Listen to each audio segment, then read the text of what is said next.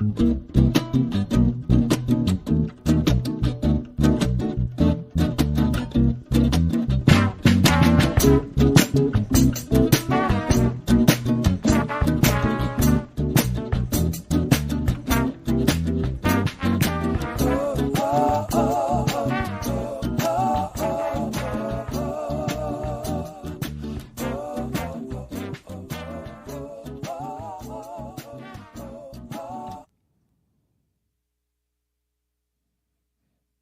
right. Greetings. Welcome back to Black Bear News, where everything is connected. How you all doing? Good to see you. And I actually didn't think I was going to be able to get on YouTube today, but yeah, I'm live on YouTube, so there we go. For the people who didn't know, I had a strike. For the people on YouTube that didn't know, I had a strike for the whole week, so I wasn't able to upload for a week. So I'll say it again. I'm sorry if I'm sounding repetitive. I apologize. For the people on YouTube, please make a Rockfin account. Please make a Rockfin account. Please get familiar with the Rockfin platform. Please, try and familiarize yourself with it so you can not feel weird about it. I know that YouTube is convenient. I understand that. The problem is that YouTube is also into censoring people. And I don't know when or if I might get another strike. I have no idea. And if I do, I will not be back on YouTube again, right? So, if I'm gone for a few days, you guys know where I am. I'm on Rockfin. You can come watch me on Rockfin. It's not that hard. Seriously, it is not. You can just open up a Rockfin page on your phone, a browser, and you can just watch for free. You don't even have to make an account. It's really not that hard. Yes, you have to make an account if you want to chat or leave a message. But even that is not that hard. So I'm just letting you know, so because the way that it's going is that it doesn't look like they're going to ease off on trying to silence people. It doesn't look like that's going away anytime soon, and the most likely outcome is that they are going to get more stringent about it. So, understand that, I might have to be on another platform because YouTube is not going to allow me to say what I got to say. That being said, I will do my best to be careful, and I'll probably jump off and go to Rockfin if I have anything controversial to say, just so I can keep going on YouTube. Okay. Obsolete Optics. You don't even have to download the app. I don't have the Rockfin app. I watch on a browser on my phone. It is the platform that I actually use the most. It is actually more convenient to me than YouTube. Rockfin is. I know that might sound strange, but it's true. Why? Because the picture-in-picture thing, the ability to watch a video while I'm doing other things on my phone, is way better on Rockfin than it is on YouTube. It's harder on YouTube. So if you're on your phone and you want to watch something or listen to something while you're doing other things, YouTube is more difficult for that. Rockfin is easier for that. So I suggest you check out Rockfin.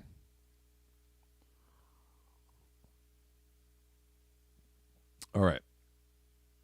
Well, good to see you all. Hey, Going South, I apologize, man. I've been meaning to respond to your email, and I apologize. I've just been way too crazy busy, and I meant to respond to you, and I apologize. I'll get back to you today, and we'll figure out a time, okay? There's just a lot going on. Okay. All that being said, it's getting late in the day already. Really quickly, great way to support the show. Oh, by the way, I got a after hours tip on Venmo from Jeffrey. Thank you, Jeffrey. Jeffrey tipped me for talking about the overpopulation agenda, not the depopulation agenda, the overpopulation agenda. So thank you, Jeffrey, for the Venmo tip. You can support me on buymeacoffee.com/blackbearnews. These are the best possible ways to support the show. Cash App, Red Llama Music, Venmo at Kevin Samplum. These are the best possible, most direct ways to support the show. Also super chats are cool. Rockfin tips are also cool. What's up, Rockfin people? How you doing? I see you. Thank you for supporting me on Rockfin, which is a free speech platform.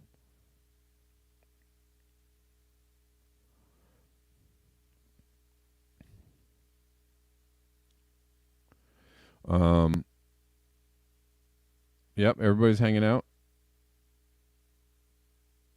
on Rockfin. I see you people. Patricia says, I don't hear him yet. I don't know. Is there... Yeah, I'm on. If you don't hear me, I don't know. And I'm also live on Callin. What's up, people hanging out on Callin?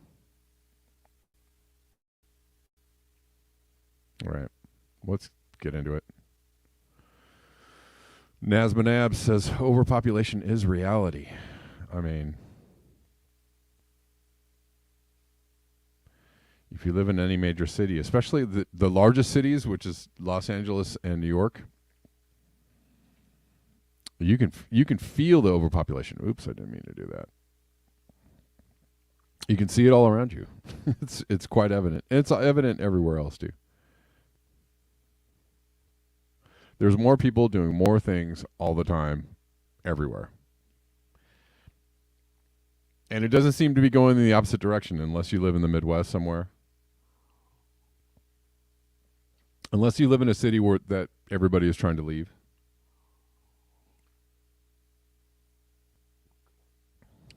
That does happen too. But that's mostly from migration, not other things. Okay, cool. Patricia, you are hearing me now. Great.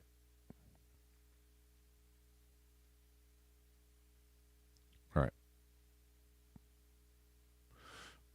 New studies coming out showing that the Greenland is melting faster than expected.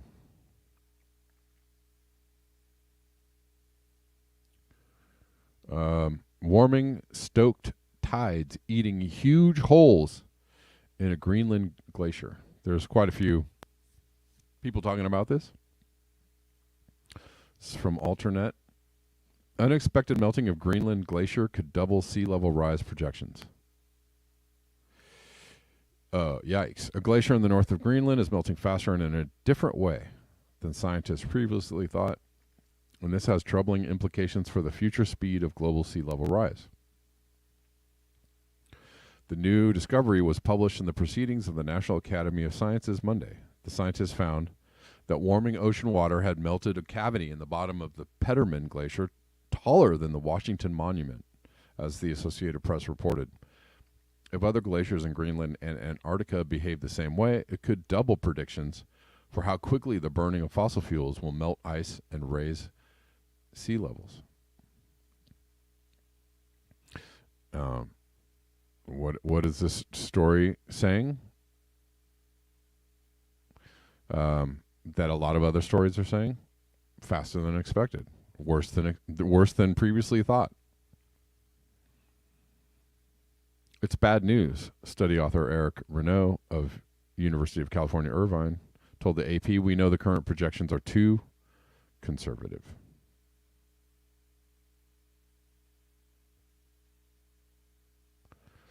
Too conservative. All the projections are too conservative. Again, one more time for the people in the back. The conspiracy is not that it is a hoax. The conspiracy is that it is much worse than they are letting you know. They are not trying to let you know how bad climate change is. Because if everybody knew, everybody would freak out.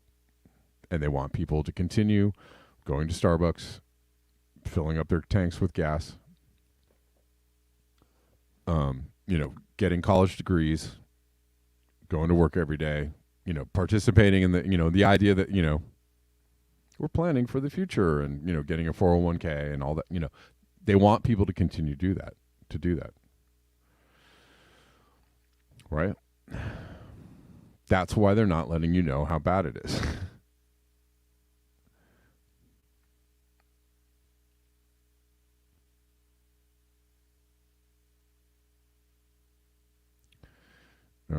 Methane emissions are higher than thought from Mexico, Gulf of Mexico drilling. I think we've covered this article before or something like it. Gabe sent me this. Climate impact of oil and gas production in the Gulf is double what the government agencies estimate, according to the new study. This is from a few days ago, or a month ago. Methane emissions from oil and gas drilling in the Gulf of Mexico are much higher than the United States government has previously estimated, according to a study published Monday in the journal Proceedings of National Academy of Sciences. While burning oil and gas for energy releases greenhouse gases, the production of these fuels contributes in its own planet-warming emissions. The production itself, not just the burning. For the study, researchers flew an aircraft over fossil fuel platforms in the Gulf to measure the carbon dioxide and methane released from them. Burning processes during oil and gas production emit carbon dioxide, while leaks and venting, direct release of gas into the atmosphere, emit methane. Based on the airplane data, the scientists' estimates of carbon dioxide emissions matched up with those from the government, but they found the average methane emissions are 3 and 13 times higher. Wait, what? 3 and 13. They went from 3 to 13. They didn't even stop in between, any numbers in between 3 and 13. Higher than federal and state inventories are reported. Wow. We don't know exactly why the methane emissions are higher than what the inventory expects. It's either because of unknown emissions or unreported emissions. Unreported. You know what else? No, I haven't been in any movies, and I wasn't in the movie Free State of Jones. I wish I was, because I probably would be getting a paycheck for that, or would have gotten a paycheck for that. You know what else gets to be unreported is the emissions from the military-industrial societies. The military-industrial people. He looks. Tell him to stop looking like me. Only me can look like me. I have a copyright on me. I'm kidding. Everybody, it's funny because actually, I think I was talking to my daughter about doppelgangers, and everybody has a doppelganger pretty much in the world.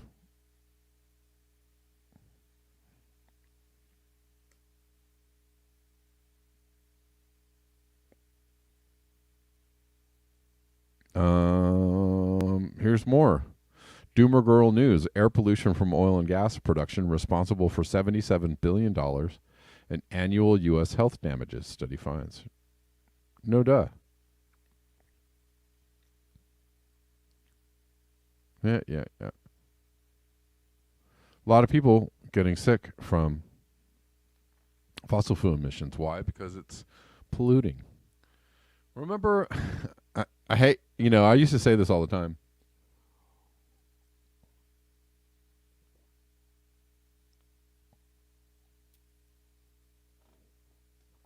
The only reason why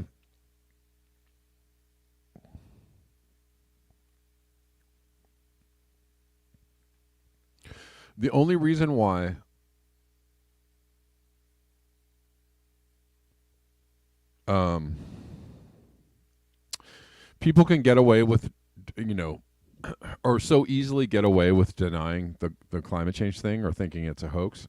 One of the biggest reasons is because we passed laws to keep our cities from being smoke-choked places to live. Right? We don't have smog alerts anymore in LA, where they used to close schools because the smog was so bad. People who lived in cities now much like how people live in like Delhi in India or Beijing in China, in a lot of Asian cities where all the production and manufacturing is going on now, where they don't have emissions controls, and that's why all the manufacturing is there, because it's cheap, because they don't have regulations that drive up the cost of doing business there, right? This is very simple math, simple economics that people who deny, climate change don't want to, put into their calculations. Anyways, but they know, if it was another subject, they know certainly well, oh yeah, we moved all our manufacturing over there because it's cheaper. Why is it cheaper? And one of the main reasons it's cheaper is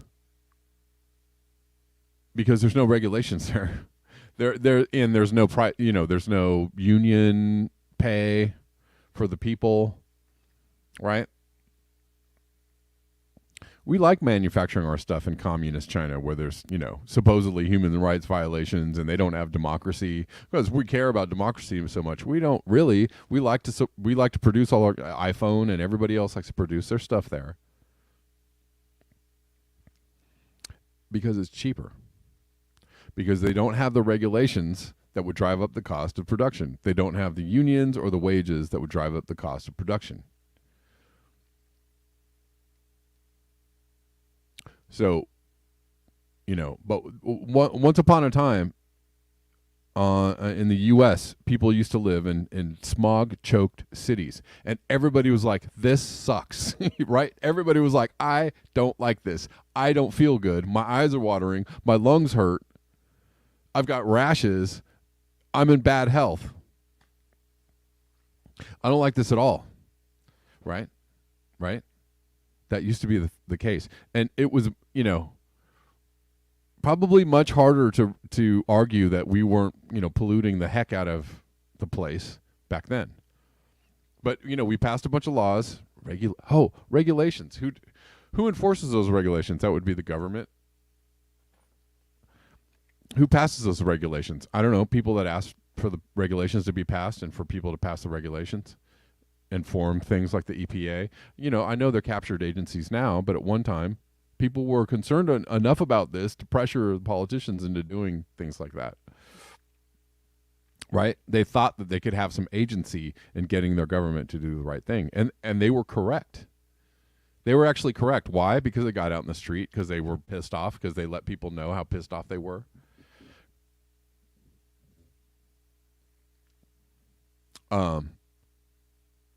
Anyways, so we passed all those laws, and we passed all the regulations, and we cleaned up the air, and we moved all our factories overseas so they could breathe in all the smokestack fumes.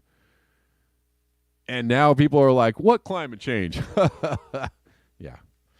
Because you can't see it or breathe it in or feel it or touch it.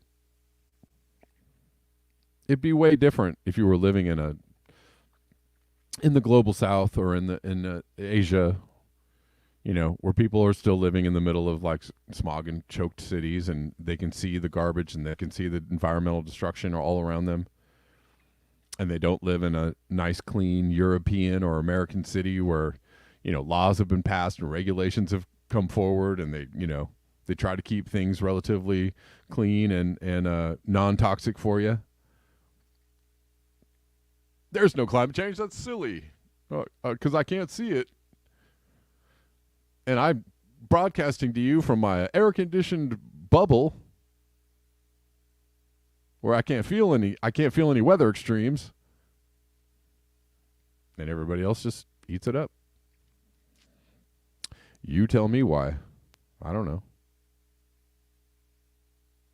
Anyways, people still do get sick from pollution, from emissions. Despite global efforts to transition from fossil fuels to clean energy, oil and gas production is nearing record levels in the United States, posing concern among health experts about what this oil and gas growth means for air quality and human health. It does impact your health. These health impacts affected communities in states with high oil and gas production, as well as states with limited or no gas activity, underlining the need for comprehensive regulatory action to protect Americans from pollutants generated by this sector. Right? The findings show that pollutants, nitrogen oxide, fine particulate matter, and ozone from U.S. oil and gas production contributed to 7,500 excess deaths, 410,000 asthma attacks, and 2,200 new cases of childhood asthma across the U.S. in 2016.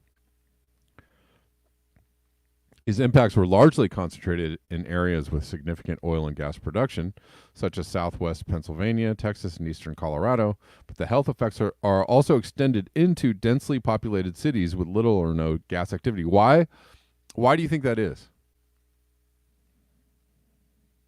Do you think it's because is it because the winds are blowing that way, or is it because they are also burning up,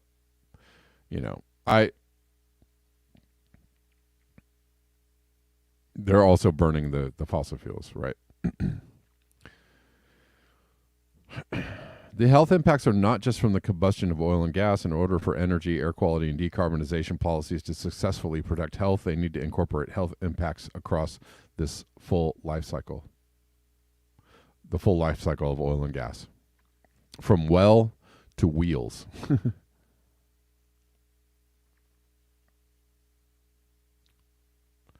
Particulate matter, nitrogen oxide, nitrous oxide, ozone, methane,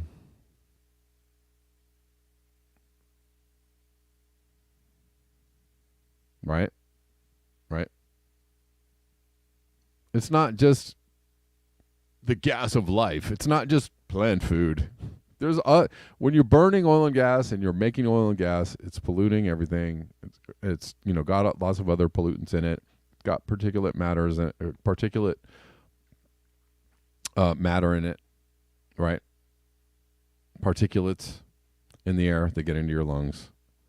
Fine particulates, they're bad for you. But you just want to argue about CO2 and whether or not it's doing anything to the planet. Again, your logic is faulty and your message is dubious, and the purpose of your message is also dubious. To harken back to the beginning of the video, the conspiracy is that they're trying to keep it from you. They want everything to keep going. There's no depopulation agenda. They want everything to keep going. They want people to keep making money and dying in the process of, giving them their money. They want it all to keep going. It's dumb. They want this to keep going, and so they're trying to keep from you how badly we've messed up the planet. That is the conspiracy. I'm just giving it to you. You can understand it or don't, and then when you do understand it, you'll just go, "Oh, crap." Hold on one second.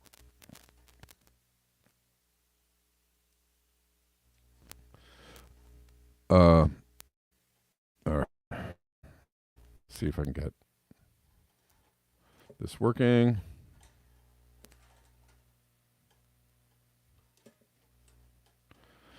When you understand that nobody's really serious about fighting climate change or protecting the environment, and quite a few people are coming to that realization, right?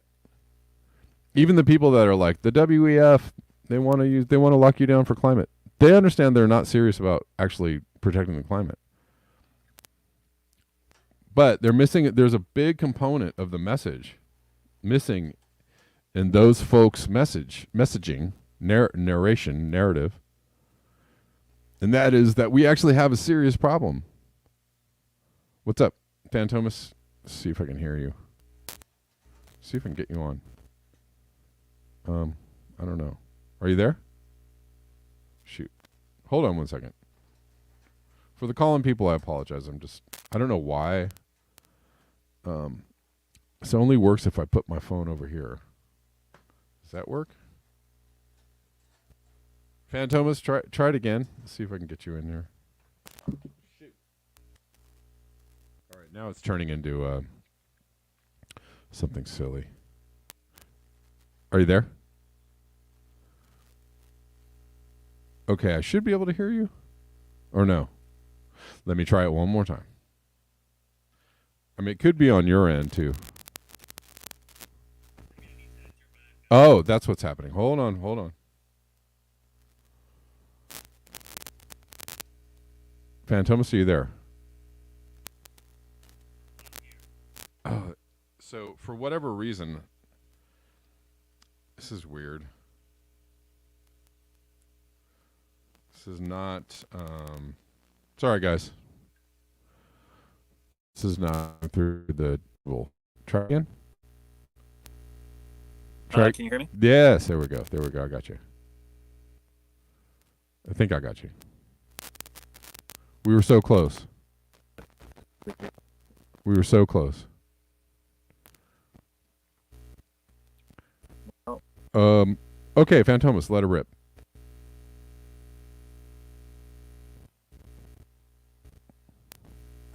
Let's see if this works. Does it work now? Yes. Sorry. Yeah. That was a combination of all kinds of things.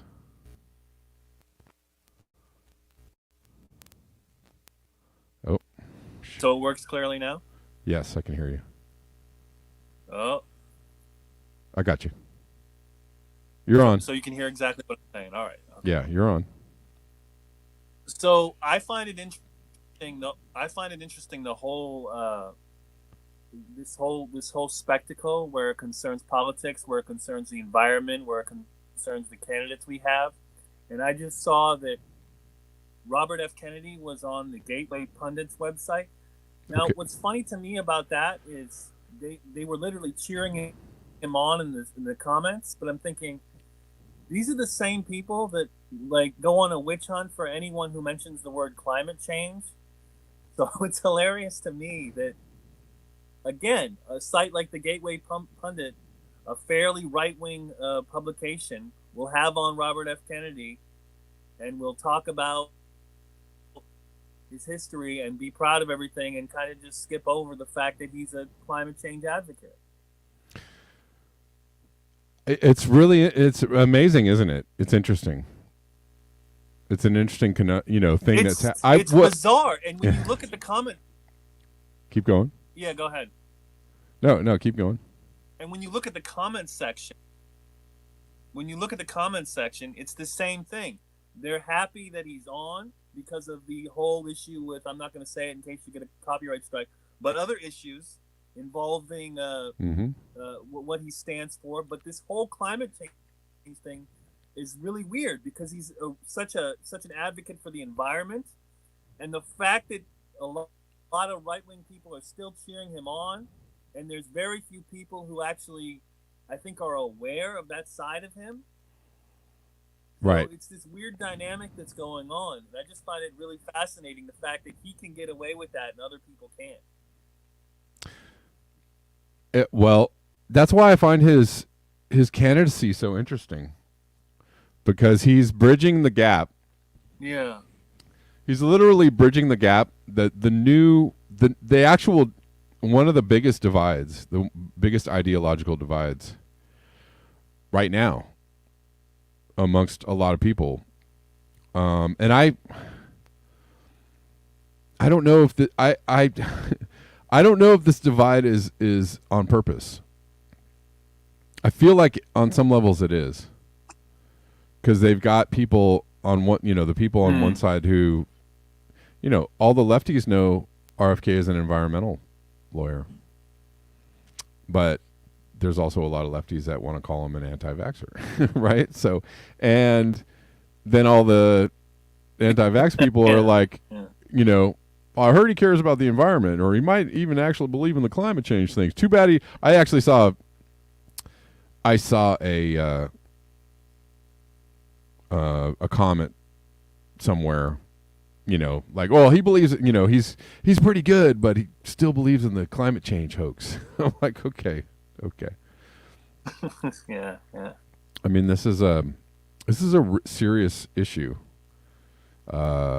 The fact that these two sides are so divided over, these particular subjects, and the reality is it's the same fight. The reality is that they should be on the same side. And so maybe RFK, just his presence, can maybe cross the divide a little bit. Oh, I don't know. Well, I think well, I think what should be immediately, what should happen is there should be there should actually be a debate between. I'm not a fan of her, but Marianne Williamson and Robert F. Kennedy. There should be an actual debate since they can't hold the Yeah, debate of the with Biden.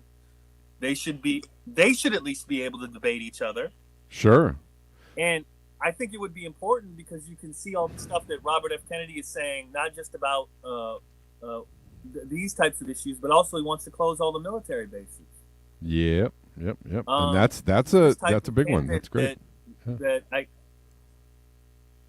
yeah, and to me, I don't know. I just find it all funny that, like I said, some people can just skate because of their previous history and the advocacy for a few things, and then at the same time, I find it fascinating how the right wing can make people just tune into someone and not have like the flames for them. Like Yeah. you couldn't have Bill Clinton on the Gateway Pundit, you couldn't have Al Gore on the Gateway Pundit, No. but you can't have Robert F. Kennedy, who's a, I guess you could say a loyal Democrat in so many different ways Sure. from what he stands for. Well, he was a hero, over the last 2 years. He was invited to speak at a lot of the anti-mandate rallies and whatnot, and he was a hero to a particular, side of the political spectrum. And I think I talked about that all through the last few years, how, it's the same fight. It's the same things, but people are, I don't know, I don't know if this is just, I don't know what the product, I don't know why this is a product of being on one side of the aisle or the other, but it's unfortunate that people are so confused about these issues being different issues, right? COVID and climate change they're trying to conflate the two in ways that are incorrect. And this is a huge problem, an absolutely major problem. And so if they really want to divide people ideologically and have people not be able to understand what's going on, they've really done a really good job. Done a great job. I agree, and I just wanted to leave people with this. If you haven't started watching the Dear Mama, Tupac and Afeni Shakur, a documentary series, I highly, highly recommend it. It goes through the Black Panther Party history, and what it does is it teaches you a lot about community empowerment and how Afeni Shakur maneuvered through the legal system even when she was in prison and defended herself on trial. Yeah.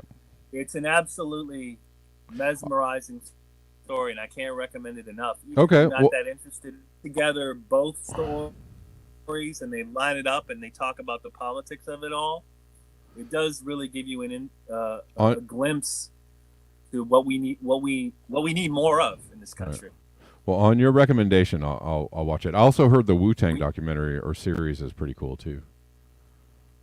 There's like a Wu-Tang, like a series, like a documentary. Did you think it was cool? Yeah. Did you enjoy that? Yeah, I did. I did think it was cool. One of the things that, I watched the first season. I haven't caught up on all these multiple seasons. That's the world we live in now, Kev, because there's so many series coming at you at once. You don't know where to start with. But yeah, I just wanted to leave you with that, and with that, I will go. All right. Take it easy, Fantomas. Thank you. Later. All right.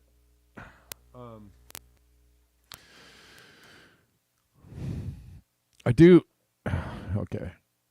I actually want to talk a little more about that, but I don't know if I should talk about it on YouTube.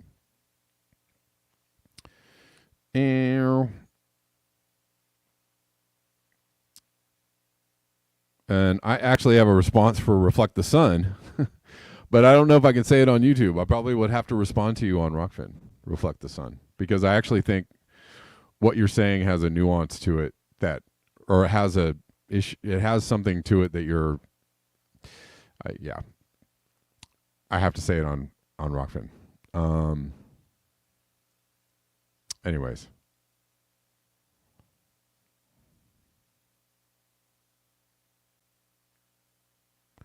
where are we? Let's keep going. Maybe I'll jump off in the last like 10 minutes and do a little Rockfin. I don't know. It's all good. Yeah, I mean, I want to respond to you, but I can't really, because I'll probably say something that'll be problematic.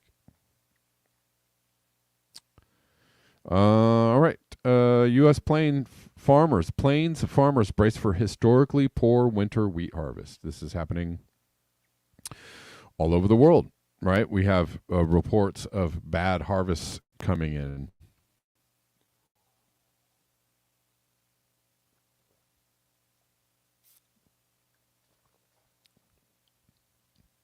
And I bet you the farmers themselves will tell you, like, the weather is real wonky. And a lot of people will absolutely insist on misunderstanding that, or not, on dismissing that, or not understanding that. This quote is, I don't know how to put it into words. I don't know how to put into words how bad it is, says farmer Gary Shasky in southwest Kansas. He expects to abandon 85% of his wheat harvest. That's real bad. That puts it into words, right? 85% is not good. Let's see.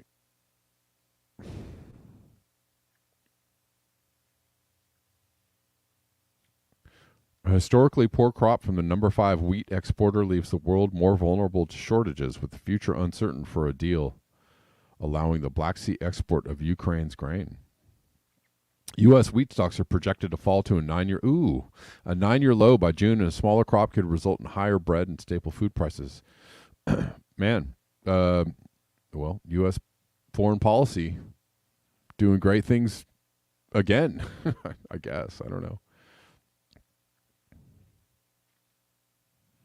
Rains in the last week arrived too late to significantly benefit stunted wheat in western Kansas, Oklahoma, and Texas, prompting some growers to write off part of their crops. More acres could be abandoned before harvest begins in June. High winds compounded problems, sandblasting dry fields in many areas, including the Texas Panhandle. It's really just tragic to see the erosion from wind injury, said Jordan Bell, an agronomist with Texas A&M AgriLife Extension Service in Amarillo. Yeah. There was a bumper harvest from top global exporter Russia last year. However, overall global wheat production is expected to be smaller in 2023. The USDA has projected world wheat stocks to fall to a 7-year low by the end of 2022-23 marketing year. We are essentially at a tipping point where if we do end up with bigger production problems somewhere, say a massive drought in Australia, we could be at a point where wheat supplies globally start to tighten. Anyways. And we haven't seen anything like this in the Southern Plains for the last 25 to 30 years. Says Mike Schulte. Anyways, the market does not seem to be reflecting the seriousness of it right now. Wow. That's pretty harsh, don't you think? That's pretty harsh. That's not good. That's not bueno.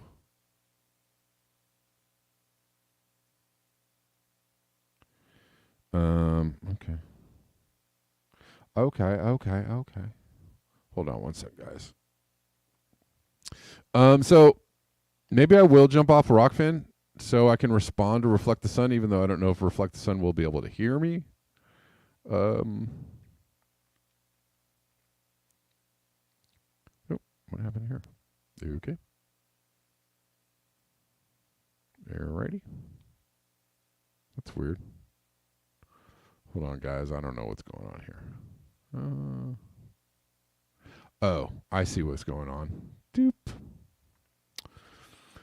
Yeah.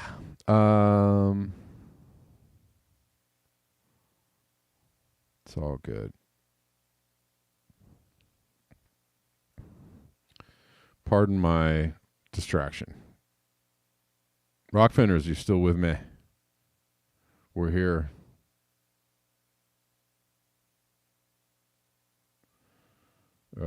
What's this link, Denver, you're sending me? Farmers protest at Middle Rio Grande Conservancy District over lack of water and infrastructure.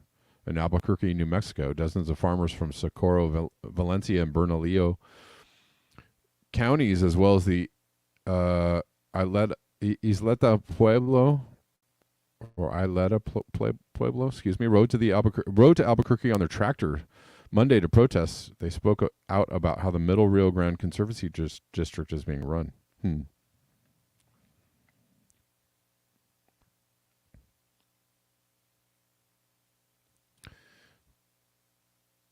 Food woes are bound to continue.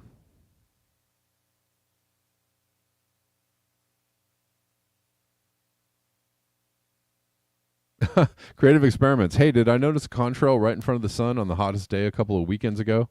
I'm keeping an eye out now. Yes, creative experiments. If you pay attention, you start seeing the things that I'm talking about. I'm being a little bit silly, but if you notice, if you pay attention to things, you start being able to notice them. It's not a thing that people pay attention to. I mean, I don't know. In the last 2 weeks, there were about 4 or 5 moments where I could have taken a picture of all the contrails lined up right in front of the sun and no contrails anywhere else in the sky. I was like, I just kept looking up the sky going like, Exhibit A, Exhibit B, Exhibit C. Anyways.